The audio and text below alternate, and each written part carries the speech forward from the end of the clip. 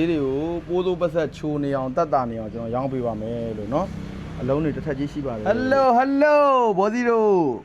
ဒီနေ့တော့ဒီရှေ့ကအပုံလိုက်ကြီးကိုကျွန်တော် promotion ဈေးနဲ့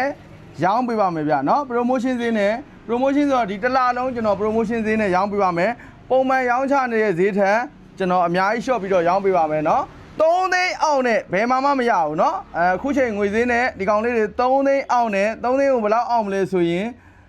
2သိန်း8000ခွဲเนาะ2သိန်း8000ခွဲပဲပေးပါ RAM 4cc 4K ပါမယ်ဗျာเนาะ Oppo A8 Oppo A5 နှစ်မျိုးရပါမယ်ဗျာเนาะ Oppo A5 ဆိုတာမျိုးလေးတွေပါဒါလေးဆို2သိန်း8000ခွဲပဲပေးပါ RAM 4cc 4K ပါပါတယ် Oppo A5 လေးတွေပါဗျာเนาะ RAM 3cc 4K ဆိုရင်2သိန်း9000ခွဲပဲပေးเนาะဒါမျိုးလေးတွေရပါမယ်ဗျာเนาะ Oppo A5 ပါဗျာเนาะဒါလေးကျွန်တော်အရင်ပြပေးပါမယ်ဒီလိုပဲဘာညာကွာဒီလိုလေးချိန်ပြီးသားအရင်သင်သုံးရုံပဲเนาะဒီကောင်တွေက original second လုံးလေးတွေဘက်ကပါလေးတွေကအရန်ပို့နေလို့ကျွန်တော်အသစ်တက်ပေးထားတာပါ Oppo A8 Oppo A8 ကတော့အရန်ဟော့နေတဲ့ Oppo A8 ပေါ့နော်နောက်ထပ်ပေးမဲ့ဈေးကတော့ဒီကောင်လေး RAM 4cc 4K ဆိုရင် Oppo A8 ကို2သိန်း8000ခွဲပဲပေးเนาะ RAM 4cc 4K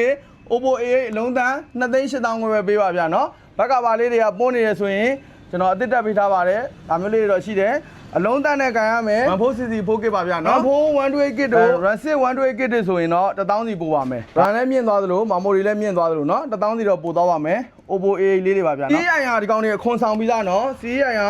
ခွန်ဆောင်ပြီးသားပိတ်ဖြစ်ပြီးသား2သိန်း8000ခွဲ Oppo A8 2သိန်း9000ခွဲ Oppo A5 เนาะ RAM 4cc 4K ဆိုရင်တော့ဒီကောင်လည်း2သိန်း8000ခွဲပဲ